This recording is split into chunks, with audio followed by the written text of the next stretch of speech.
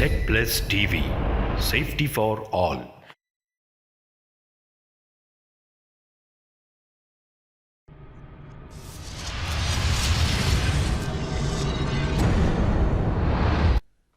السلام علیکم ورحمۃ اللہ وبرکاتہ۔ محترم ناظرین، میں آپ کا استقبال کرتا ہوں ہمارے خصوصی پروگرام حالات حاضرہ پر ایک نظر۔ ملک ہندوستان میں چند دنوں سے مسلمانوں کے درمیان ایک آستین کا سانپ جو سارے مسلمانوں کو تکلیف پہنچانے، انہیں بھڑکانے اور انہیں جذبات میں لانے کا کام کر رہا ہے، جسے ساری دنیا وسیم رضوی کے نام سے جانتی ہے۔ یہ شیطان شخص ہے جو اللہ کے کلام کے ساتھ اعتراض کر رہا ہے۔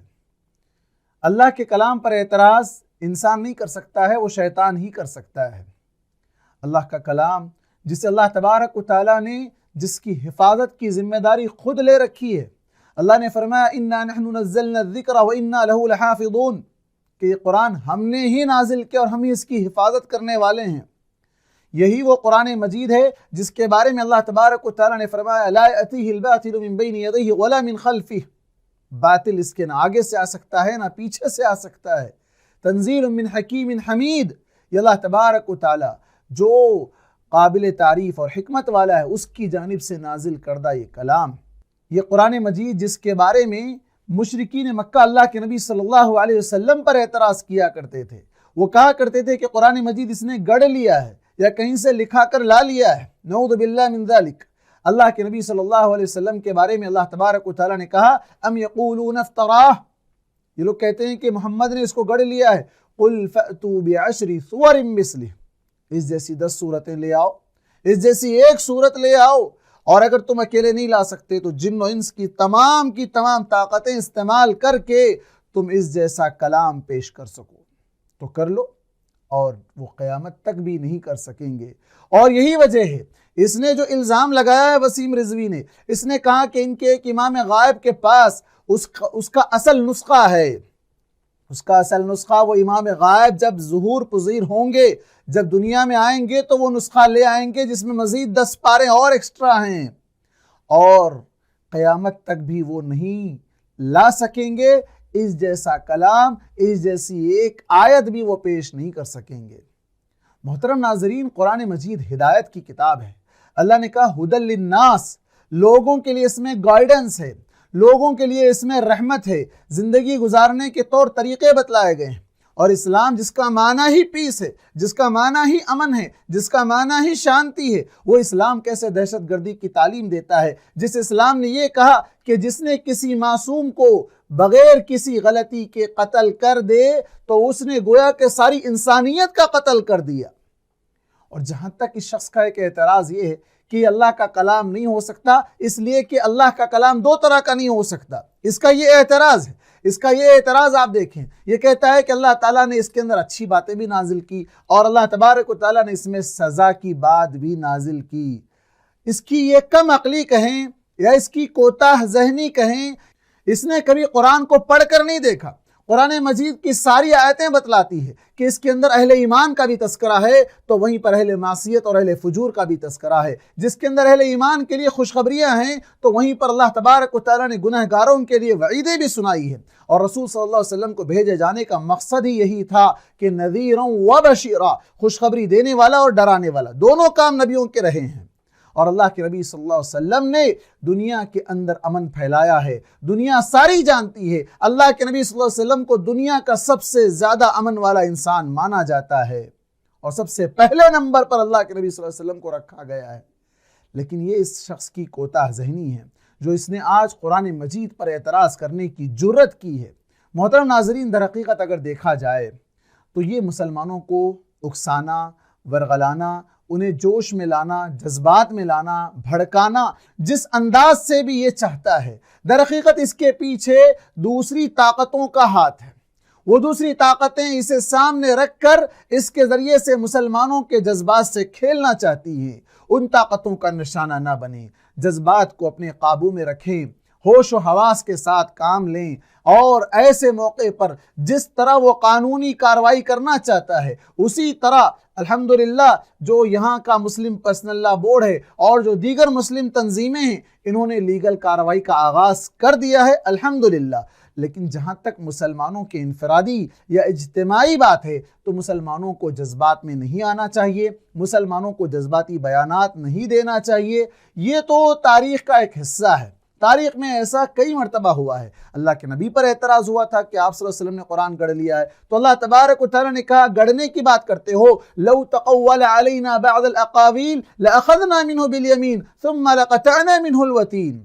کہ اگر اللہ کے نبی ہمارے بارے میں ایک جملہ بھی اگر گڑھ لیں تو ہم ان کو دائیں ہاتھ سے پکڑ لیں گے اور ان کی شہرت کو کاٹ دیں گے، یعنی موت کے گھاٹ اتار دیں گے۔ جب نبی اپنی جانب سے ایک جملہ اس کے اندر اضافہ نہیں کر سکتے ہیں تو معاذ اللہ، اللہ کے نبی صلی اللہ علیہ وسلم کے بعد صحابہ اکرام کی کیسے جرأت ہو سکتی ہے؟ وہ صحابہ اکرام جن 3 خلفاء راشدین پر اس بدبخت نے الزام لگایا ہے، حالانکہ وہ جانتا نہیں ہے یہ وہ صحابہ اکرام ہیں جو اللہ کے نبی صلی اللہ علیہ وسلم کے قریبی ہیں، اللہ کے نبی صلی اللہ علیہ وسلم نے جنہیں دنیا میں جنت کی خوشخبریاں سنائی ہے۔ لیکن یہ افسوس کی بات یہ ہے کہ اس شخص کا ایمان ہی یہ ہے کہ ان صحابہ اکرام پر لعن تان بھیجی جائے تو ہی اس کا ایمان مکمل ہوتا ہے۔ نعوذ باللہ من ذالک، وہ لعنت کے مستحق نہیں، یہ خود لعنت کا مستحق ہے۔ اس پر اللہ کی لعنت ہوگی، فرشتوں کی لعنت ہوگی، تمام انسانیت کی اس پر لعنت ہوگی۔ محترم ناظرین،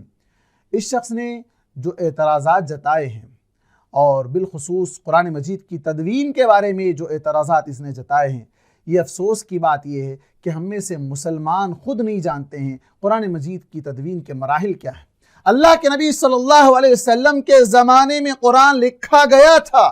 یہ شخص جانتا نہیں ہے، اس نے الزام لگا دیا، یہ شخص جانتا نہیں ہے اللہ کے نبی صلی اللہ علیہ وسلم کے زمانے میں کتاب وحی، کاتب کہتے ہیں لکھنے والے کو، رائٹرز، وحی کو لکھنے والے 23 صحابہ اکرام تھے۔ آپ تاریخ اٹھا کر دیکھیں اور اس نے جس طریقے سے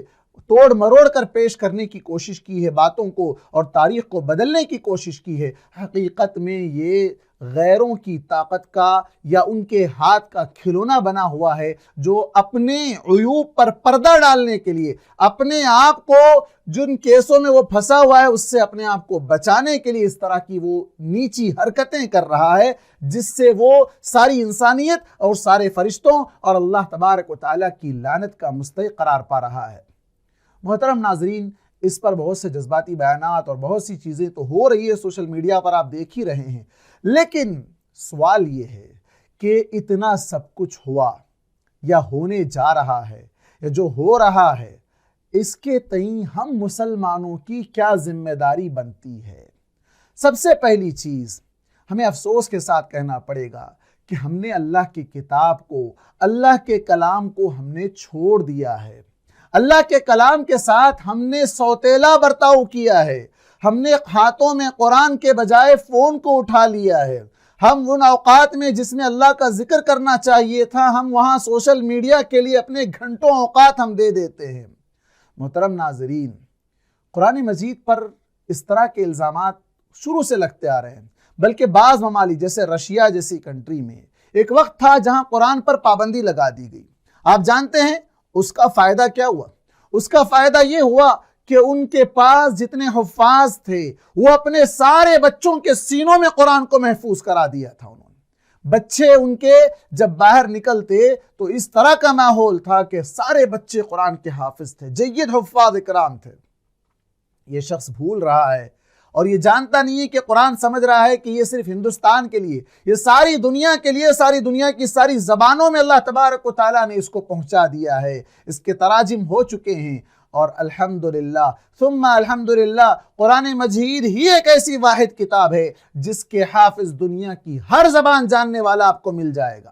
ہر زبان جاننے والا، چھوٹا سے چھوٹا بچہ، معصوم سے معصوم بچہ، بڑے سے بڑا، چاہے وہ کسی بھی عمر کا رہو، اللہ تبارک و تعالیٰ کا وعدہ ہے وَلَقَدْ يَسَّرْنَا الْقُرْآنَ لِلذِّكْرِ فَهَلْ مِن مُدَّكِرٍ کہ اللہ تبارک و تعالیٰ قرآن کو آسان کر دیا ہے، اور اس وعدے کے مطابق دنیا کی یہ ایک ہی کتاب ہے جس کے حفاظ اکرام آپ کو ہر جگہ مل جائیں گے، لیکن اس کے علاوہ کوئی ایک کتاب آپ لا کر پیش کریں جس کے حفاظ آپ کو نہیں مل سکتے ہیں،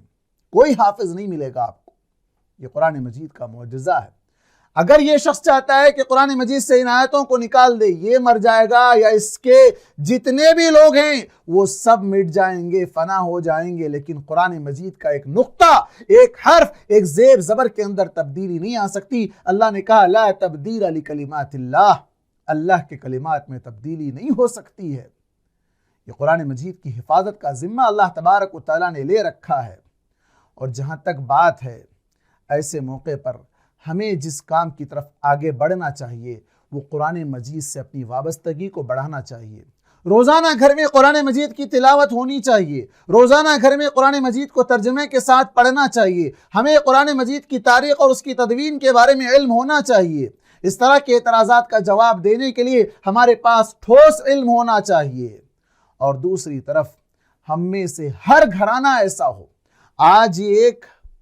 چنگاری ہے، آج یہ ایک چنگاری ہے، پتہ نہیں کتنے کو نقصان پہنچائے گی۔ جس طریقے سے اس شخص نے زہر افشانی کی ہے، جس طریقے سے یہ اپنی زبان سے زہر اگل رہا ہے، اس کے کیا کیا نقصانات ہو سکتے ہیں، اللہ محفوظ رکھے۔ ہمارے ملک کو، ملک کے تمام لوگوں کو اللہ تبارک و تعالیٰ اس بدبخت کی زہر افشانی سے اور اس کے زہر کے اثرات سے اللہ تبارک و تعالیٰ بچائے رکھے۔ محترم ناظرین، ہمیں یہ کرنا ہے کہ ہم میں سے ہر گھرانے میں حافظ ہو، ہر گھر میں ایک حافظ قرآن موجود ہو، کم از کم میں کہہ رہا ہوں کہ ایک حافظ قرآن ہونا چاہیے۔ قرآن سینوں سے مٹایا نہیں جا سکتا، کتابوں میں اگر مٹانے کی بات کی جائے تو وہ بھی کوئی کوشش نہیں کر سکتا، کرنے والوں نے کر دیکھ لیا، اللہ تبارک و تعالیٰ نے انہیں دنیا میں ذلیل و خوار کیا، انہیں ایسی عبرتناک سزائیں دی جس کی مثال نہیں ملتی ہے۔ محترم ناظرین، تیسرا کام ہمیں یہ کرنا ہے کہ کتاب اللہ، اس کی خیر خواہی، جیسے کہ اللہ کے نبی صلی اللہ علیہ وسلم نے کہا الدین النصیحہ، دین خیر خواہی کا نام ہے۔ اللہ کے نبی صلی اللہ علیہ وسلم سے جب پوچھا گیا کہ خیر خواہی کیسی، تو کہا للہ ولرسولہ ولکتابہ، کتاب اللہ کی خیر خواہی چاہنا، کتاب اللہ پر اٹھنے والے ان الزامات کا، ان اعتراضات کا مدلل طریقے سے، بہترین طریقے سے اس کا جواب دینا اور قرآن مجید کی طرف سے دفاع کرنا ہر مومن کی ذمہ داری بنتی ہے، اس کا ایمان کا حصہ بنتا ہے۔ محترم ناظرین، آخری بات میں یہ کہوں گا کہ ہمیں اپنا جائزہ لیتے ہوئے یہ سوچنا چاہیے کہ کل قیامت کے دن ہمارے نبی محمد صلی اللہ علیہ وسلم اللہ کے دربار میں اگر شکایت کر دیں کہ اس قوم نے قرآن مجید کو چھوڑ دیا تھا تو ہمارا کیا حال ہوگا۔ جیسے قرآن مجید نے کہا کہ یا رب ان قوم اتخذوا هذا القرآن مہجورا، اللہ کے رسول کہیں گے کہ میری قوم نے قرآن کو چھوڑ دیا تھا۔ آج ضرورت ہے قرآن مجید کی طرف لوٹنے کی۔ یہ چنگاری یا یہ کہیں کہ یہ مخالف ہوائیں ہمیں آگاہ کرنا چاہتی ہیں، ہمیں بیدار کرنا چاہتی ہیں۔ جیسا کہ کسی نے کہا تھا کہ اسلام کی فطرت میں قدرت نے لچک دی ہے، جتنا ہی اسے کاٹو گے اتنا ہی ہرا ہوگا۔ آج ان اعتراضات سے ہمیں گھبرانے کی ضرورت نہیں ہے، ہمیں مزید اسلام کی تعلیمات کو جاننے اور اس کے مطابق اپنی زندگی کو بنانے کی کوشش کرنی چاہیے۔ اور ان اعتراضات کا جواب دینے کے لیے ہمیں ضرورت ہے کہ قرآن مجید کے جتنے علوم ہیں اور بالخصوص تاریخ تدوین، اس کی ہمیں جاننا چاہیے تاکہ ہم ان کا مدلل جواب دے سکیں۔ میں آخر میں اللہ تبارک و تعالیٰ سے دعا کرتا ہوں کہ اللہ تبارک و تعالیٰ اس شخص کو یا تو ہدایت دے یا پھر اس کے زہر اور اس کے اثرات سے اللہ تبارک و تعالیٰ تمام مسلمانوں کو، اسلام کو اور قرآن مجید کو اللہ تعالیٰ محفوظ رکھے۔ اللہ تبارک و تعالیٰ اس کے پیچھے جتنی بھی طاقتیں ہیں ان تمام طاقتوں کو نیست و نابود کرے اور مسلمانوں کو اسلام سے اور قرآن مجید سے اپنا رشتہ مضبوط کرنے کی توفیق عطا فرمائے۔ جزاکم اللہ خیرہ، والسلام علیکم ورحمۃ اللہ وبرکاتہ۔